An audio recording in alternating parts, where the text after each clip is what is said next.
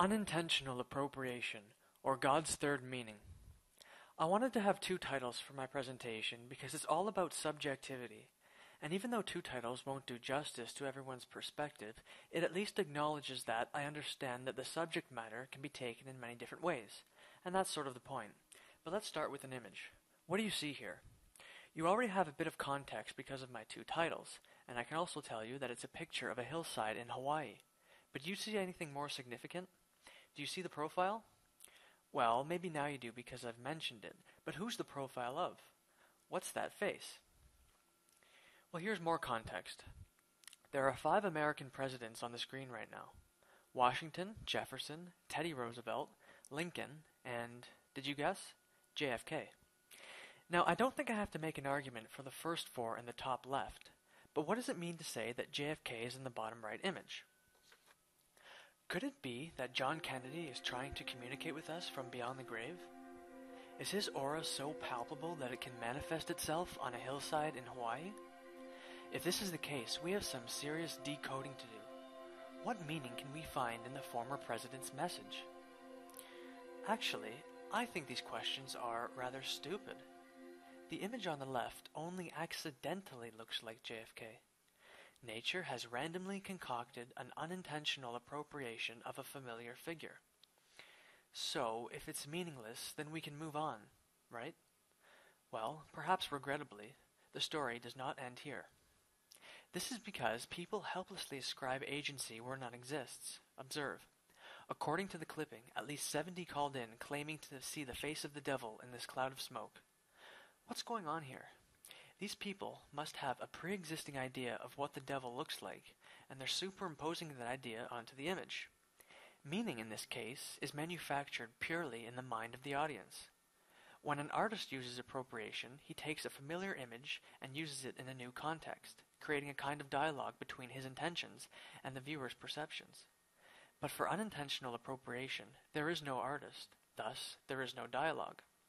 So, in taking away the artist, we are taking away 1/2 of the dialogue of meaning, leaving us with a monologue of meaning.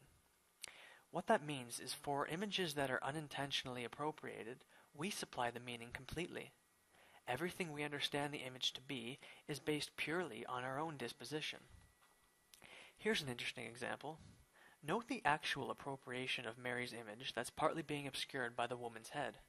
But that's not the focal point of this picture. Instead, she's fixated on the damp marks on the wall. It is important to remember that unintentional appropriation only produces meaning if the viewer believes it is intentional. Keep that in mind. But are there any limits to unintentional appropriation? Well, that all depends upon if there are limits to human credulity. Take a look at this picture. You are looking at what some people believe to be a miracle, writes the New York Post. Well, what you are looking at is a pile of wreckage after 9/11. Do you see a miracle? Some people apparently did. Now I do wonder whether or not they asked themselves what the likelihood is that 2 metal bars would happen to cross each other in such a way in an enormous pile of debris. But that is unfair. If you have your mind set on, say, Christianity, it is easy to make anything fit that mold. As art historian Ernest Gombrich would say, perception is modified by anticipation. But here's my favorite example. Meet Francis Collins. He was the head of the Human Genome Project, a world-renowned scientist. In his book, The Language of God, he writes how he converted to Christianity. In short, he was hiking when he noticed a waterfall in 3 streams. At that moment, he knelt down and surrendered to Jesus Christ, so he writes. But hang on a minute. What does a 3-streamed waterfall have to do with Christianity? Isn't it nothing more than an unintentional appropriation, and a pretty unimpressive one at that? Yet it persuaded a scientist to completely change his worldview. This is something worth considering. It really illustrates how eager we are to assign meaning to the meaningless. Collins' conversion to Christianity was predicated on an observation about as significant as a pun.